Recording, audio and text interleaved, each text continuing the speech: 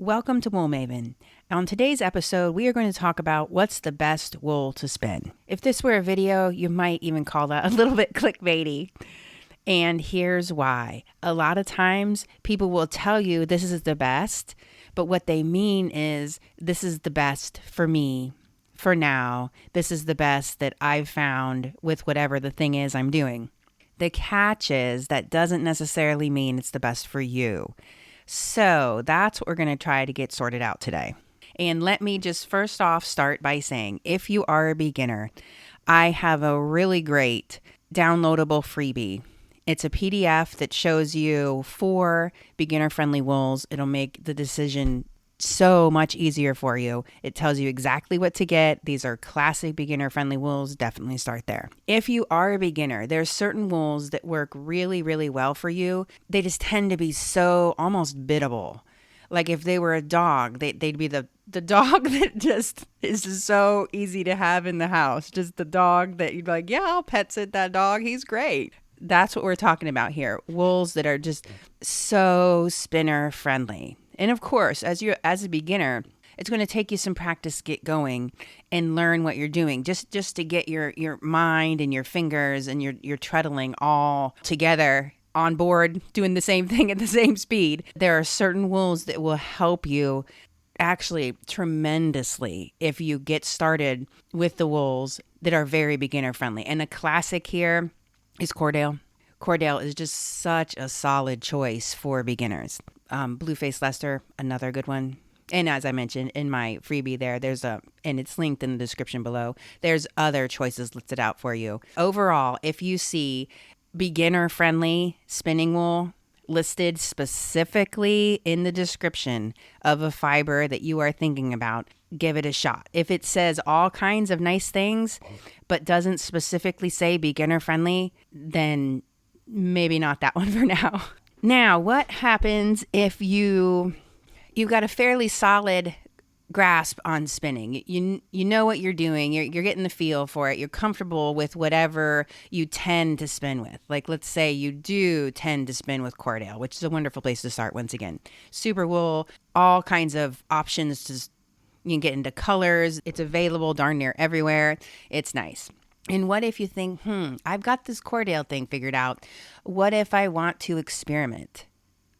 Well, then the best wool for you is completely different. Which direction do you want to take your spinning into? Are you thinking of going, off into something wild and crazy that you've just never even attempted? Or are you... So if you have started with Cordale, let's say you're going to go and get a double-coated Shetland and see what that does for you. And it's not that I shouldn't have said that. There's not that Shetland is wild and crazy. It would just be quite a different experience from the Cordale. And maybe that's what you want. Or maybe you want to branch out just a teeny bit. Let's say once again that you did start with Cordale and you wanted to go to something just a little bit different. Maybe if you wanted to go into a little bit finer, go with something like a Polworth. Or if you wanted to go a teeny bit more luster, a little bit more slip, go with the Blueface Leicester. So it really, the best wool for you, honestly, if you're looking to experiment, that depends on where you're at. And I, kind of warned you, we were going to hear it depends a lot. That depends on where you're at, where you want to go. So in this example, do you want to go finer or do you want to go more longer stapled? And how much of a difference you want to be dealing with in your spinning. The other thing I can think of is regarding the best wool. And this one, when you're new, honestly, this one didn't even cross your mind. Didn't cross my mind, that's for sure. As I've gotten better, I have also realized that there's certain wools that I just need to get my hands on them and give them a shot. So this I'm going to call more working towards a specific skill. Or just playing with a specific breed. You just want to go there. You want to expand your skills. Are loving the idea of making a 100% Icelandic sweater. Well, then obviously, if you haven't worked with Icelandic before, that's going to be quite the movement from where you're at. So you might need to learn a new skill. If all you did was short forward in your drafting, you might need to learn a different technique to best use the Icelandic for you and what you want to do. Here's a great example of learning a specific skill. Let's say you're comfortable with spinning right now, but you kind of, you're in a little bit of a rut. When you find yourself in a little bit of a rut, or you just want to do something new, and I'll use the example of a more woolen spun. If you are used to working with more of a longer staple, like let's say you're doing the blue-faced Leicester, and you can spin that in a more of a woolen way, but to do an actual like hardcore woolen spun, like woolen prep and woolen draft, you're probably going to want something else. And blue-faced Leicester, once again, is wonderful. Wonderful, wonderful fiber, very biddable, super beginner friendly, but not hardcore woolen. So if you're thinking more just woolen, what about a down breed? That would be awesome. You could use a Southdown, a Suffolk, one of the Dorsets, and it would give you a whole new spinning experience that you just haven't had if you've been, as I mentioned, the hardcore blue-faced Leicester person. And some people are. Some people stick with one breed, get it down, and just go, and are thrilled that they can produce the same thing very, very reliably over and over again. And I have to admit, sometimes I want that. I do. Sometimes I want that. But other times, I like to play around more. I like to experiment. I like to see what I can do. Quite often, it requires a different fiber than what I have. Because, for instance, in case you didn't know, we have a commercial flock that's mostly Dorset cross. So the wools I'm working with are solidly in the, I hesitate to use the term medium. I don't care for the term medium. I don't think it's helping anybody out. It's more like versatile workhorse fibers. We'll go with workhorse. So we're solidly in the workhorse fiber section, meaning it could be spun to be more of a next to skin thing, and it could be spun to be more of a durable. It just depends on where you want to go with it. It's solidly middle ground, but medium is just such a boring term. The majority of fleeces that I work with from our flock are going to be Dorset based. So if I want to do something that felt, for instance, I'm going to need something else. Now I do have, if you've listened to any of my other podcasts, you hear me chatter on about Blackie, or one black sheep, although I do have a black ewe lamb this year, so we'll see how that goes. But anyway, not from Blackie, but that's a different story. Anyway, Blackie is a Finn cross, and the Finn does felt. If you're listening to what I just said here, what I'm telling you is I choose the fleece that tends to go more towards what I want to do. So choose the fiber that's probably going to help you learn the thing or do the thing that you want to do. Now, that being said, you don't have to do what everybody else says. If the whole world says spin merino woolen, you don't need to. You can experiment. You can see what works for you. You can make a lovely bulky yarn. Like a thick and thin would be awesome in merino. But it's all about you. It's all about what you want. So the best wool for you in this situation, since you're experimenting, you probably don't know. You're spending time with this wool to acquire a specific skill. What is the wool or one of the wools that's most likely to get you there? And the other thing is that I have to admit here, along with the what's the best wool to spin or what's the wool most likely to get you where you want to go, maybe it's not wool. Maybe it's not wool. I have a little bit of mohair that I ordered from a farm in Maryland, and it came raw. It's kid mohair, in case you're wondering. And I got different colors. I got mostly white, but then a darker gray and a lighter gray. It's beautiful. It's beautiful. It's so fun to work with, and I can stick it in anything. I love to blend that stuff. And that's just the thing I have now that I'm working in. And the reason I bring this up is because once you experiment outside of wool, which I am the vast majority of my time, I am spinning wool. And I think if you are new, that's definitely the place to start with wool. Then you can quickly expand once you get your basic skills. The best wool for you might just be a mohair blend. It depends on what you're trying to do. Maybe you're thinking more Angora. And for anybody who's not aware, mohair is the fiber from an Angora goat. When you say Angora fiber that you're spinning, Angora is rabbit. So there's a little bit of confusion there. When you're talking fiber, mohair, goat, Angora, rabbit. You could go llama, alpaca, get a little bit more crazy with like cashmere. There's all kinds of options. So it could be that the best wool for you isn't even just wool. Now on to more of a different section of the podcast. Generally, at least for me, there's a couple different ways where I approach spinning. Am I just messing around? Am I having a good time? Do I just want to spin, or I want to spin this particular fiber or colorway or something? I just want to spin and just see what I can do. That happens to me a lot. That is the vast majority of my spinning. I just like to spin. Usually I spin for enjoyment, not so much so I can have like a bazillion bobbins done exactly the same for a sweater or something like that. That's actually fairly tedious for me. I much prefer smaller projects so that I can do more experimenting around. But the point of this story is, if you're doing a project, then you need to think up, well, it will suit you best, unless you want to be surprised when you get there. It will suit you best to think about the things that your yarn needs and then choose a wool or a blend that will get you there, or it is very likely to get you there.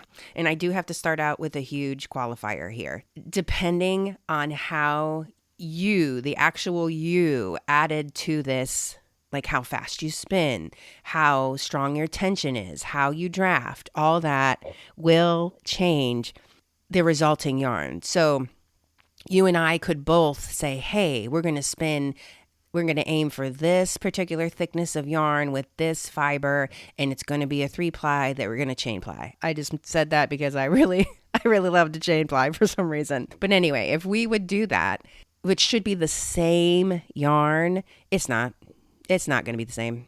Not going to be the same at all. Even if we would make it with a fiber that didn't have any variety in it, as in it wasn't like a painted roving or an art bat or anything.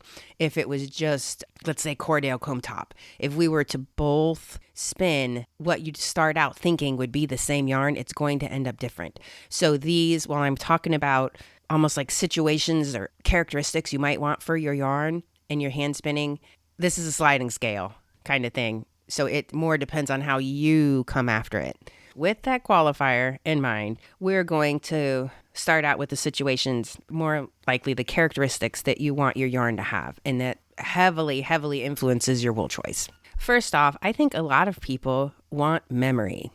And if you're not familiar with memory, some people call it bounce back. It means if you stretch the yarn, it pulls out, but then it goes back. So I don't know if you've ever had... Odd I mentioned this because it happened to me quite a bit. I have a thing for making hats. I love to make hats. I think it's just because they're a small, easy project. So I love to make hats. And I made a good amount of these little hats with, just because we wear them around, we're outside all the time. Because this is, farming livestock is what we do for a living. So we spend plenty of time out in the cold. And the wool hats are super. They're way warmer. Anyhow, so I did, back to memory, I had this blue face Leicester, and it was lamb, and it was natural colored, wonderful, super easy to spin. And if you know anything about blue face Leicester, those hats just kept growing and growing and growing and growing. So they just get bigger and bigger and bigger. Why? Because that's what blue face Leicester does. Blue face Leicester has very, very little memory. And how I was spinning it wouldn't have helped that either. However, if I would have made those hats out of some of our fleeces, some of the Dorset Cross, or like back to my favorite example of a great wool to spin with, Cordale, if I would have made it with either the Dorset type, the down type, or the Cordale, the yarn would have had plenty of memory, even worsted style like I was spinning. At the time, I was just spinning, wasn't thinking about it, made some hats, and surprise, surprise, they grow like crazy. So if you have something that you want it to bounce back, so you don't want socks where the heels just keep stretching and stretching, or like I said, hats that the first couple times you put them on, they fit just fine. But after that, they sit on your head more like a bowl rather than a fitted hat. If that's what you want, then you're going to need to pick a wool with memory so your yarn will bounce back. You're probably looking at something that has more crimp. It doesn't have to be high crimp, but it definitely needs some crimp because it's the crimp that provide the memory. So you're probably sliding away from the long wools and more towards the versatile wools. That's what I'm renaming mediums at for now, or the finer wools. It doesn't have to be exactly a fine wool. Plenty of the versatile wools have plenty of crimp that will do great for yarns with plenty of bounce back. Now, what if you want to go the other way? What if you're thinking, I want something smooth and silky and I want to see tons of shine, that's generally called luster. That will go better with a low crimp, something that's more like curly rather than kinky. So the long wools, super here. Mohair, one of my favorites. Love to throw in mohair there. The luster and shine will also be influenced by how you handle the fiber and how you draft. So everything you do, if it's long and smooth and straightening out the fibers, that will give you more luster and shine. But if it's kind of a jumble and you've got a little fiber tornado going in there, well, that's going to have less luster and shine. What wools will suit you best for woolen versus worsted? Generally speaking, these are the generic recommendations. The shorter wools, woolen, the longer wools, worsted. Can you break those rules? You betcha. It will suit you better if you keep in mind that there are certain characteristics down deep in the wools that while you can make it do things, do you really want to? To me, if I have to kind of fight and force my way through the spin the entire time, I'm changing what I'm doing because I don't like that. I do not like that. I'm willing to work through something where I'm working on upping my skill, but if my initial idea is just not working and it's difficult, I'm going to change. That's where I'm at. Now, some people like the challenge and like going with thinking, it was hard, but I finally got there. I admire that. But for me, rather than fulfilling, that's more tedious. So I tend to change what I'm doing and try to go with shorter stapled, more crimpy in the woolen end of things, and a more like kind of messy draft. Keep the air in there, keep it light for woolen. And then for the worsted, the longer, the more straight. Everything you're doing is straightening. Everything you're doing is more compacting.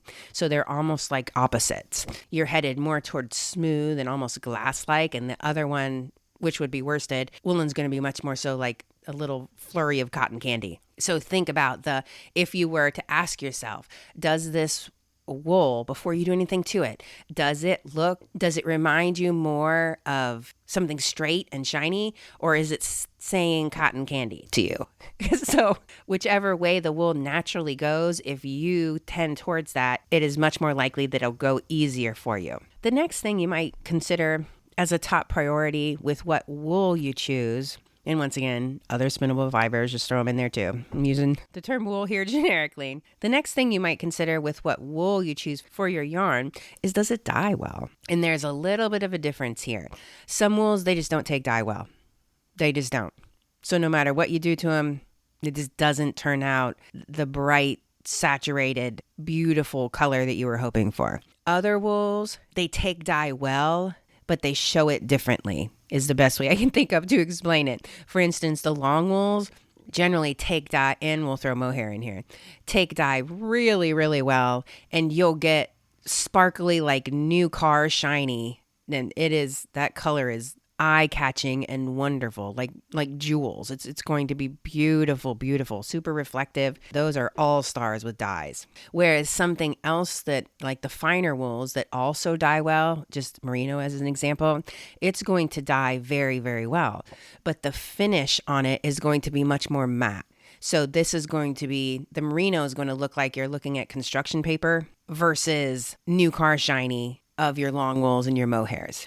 So they both take the dye well, but what does the resulting yarn look like? So if you want sparkly, shiny, think more of a lustrous wool or fiber to begin with. And then the dye will keep that sparkle and shine in the finished yarn. And then, of course, you can also accentuate that with your drafting and your spinning. A well-dyed matte type wool is never going to be as shiny as a well-dyed, lustrous type wool. And they both can have the same depth of color. They both can be dyed the same color, but the matte wool is always going to be just a little bit more subdued. So if you want real eye catcher, you're going to choose differently than if you want something that the color is still rich but more subtle.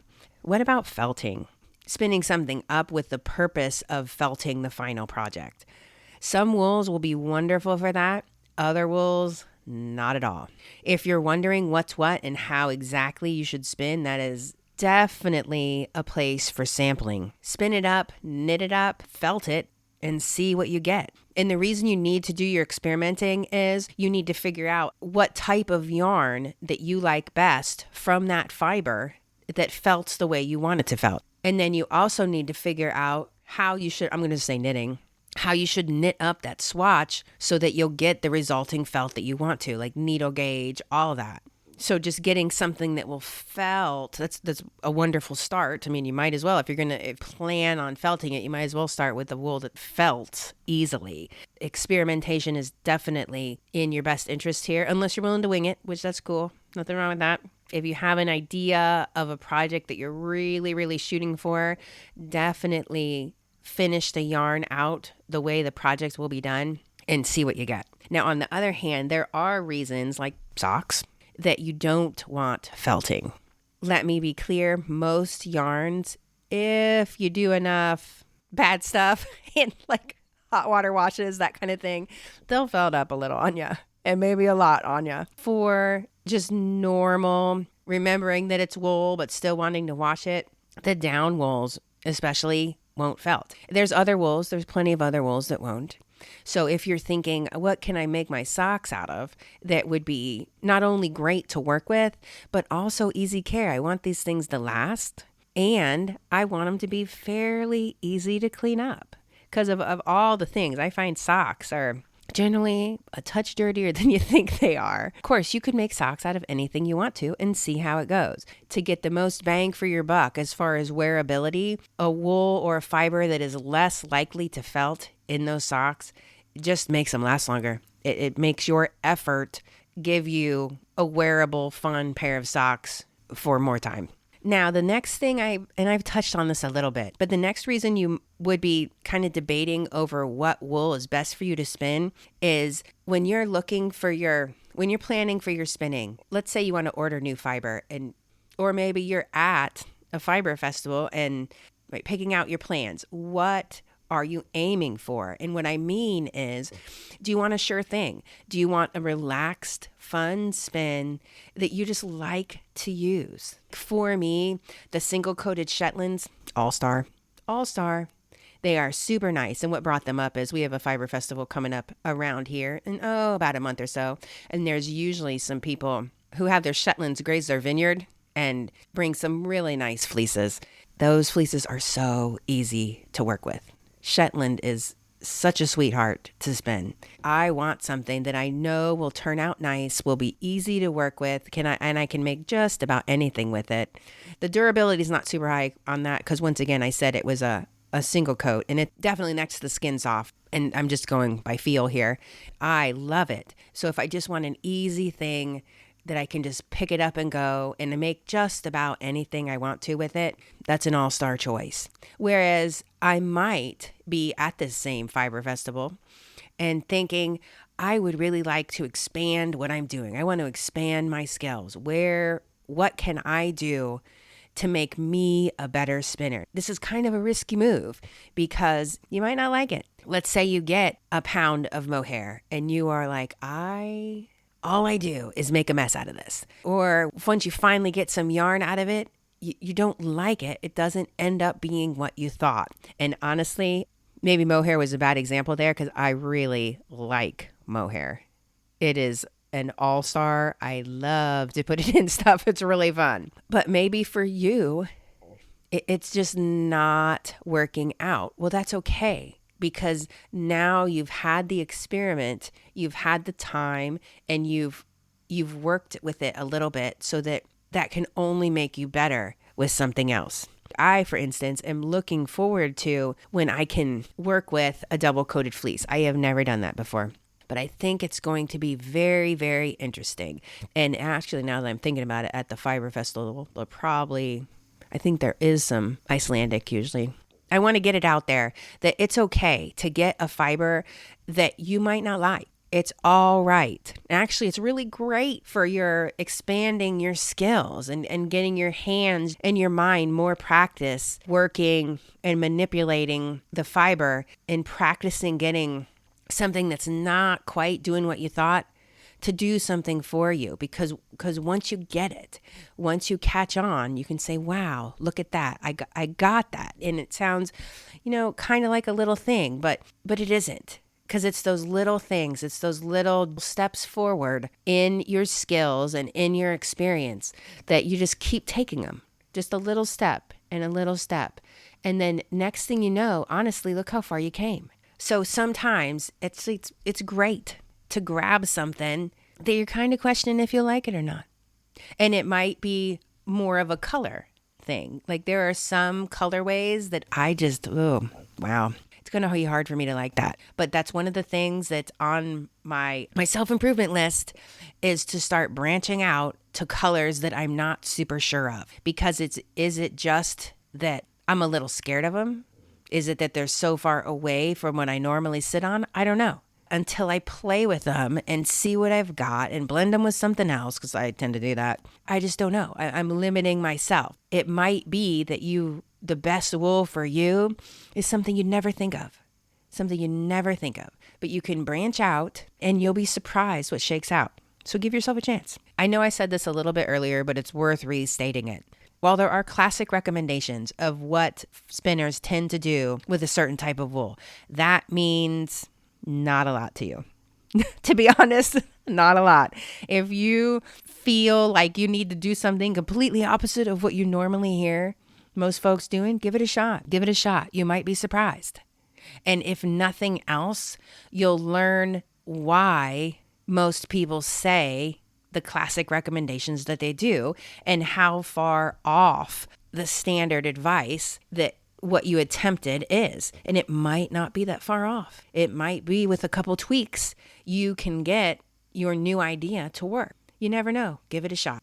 And I have to admit, on a side note, whenever I get a new fiber, and sometimes even not even a new fiber, but I prep it differently, or I get a new idea, I spin a little this way and spin a little that way and just see. Rare is the day when I get something that I haven't used before or haven't used in a while. So it could be like another of our fleeces, but they're crossbred, so one fleece isn't the same to the next. But I'll experiment a little bit. I'll mess around and try this way and try that way. Try different fiber preps. Can I comb it? Can I card it? What about drum carder? Right, that's normal.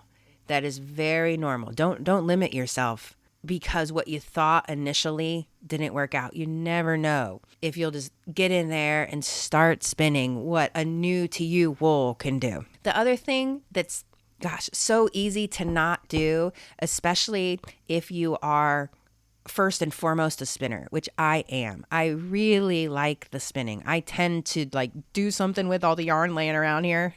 So that's where I end up with the peg loom, and that's how I learned to knit. I do a little crochet, but I am first and foremost a hand spinner.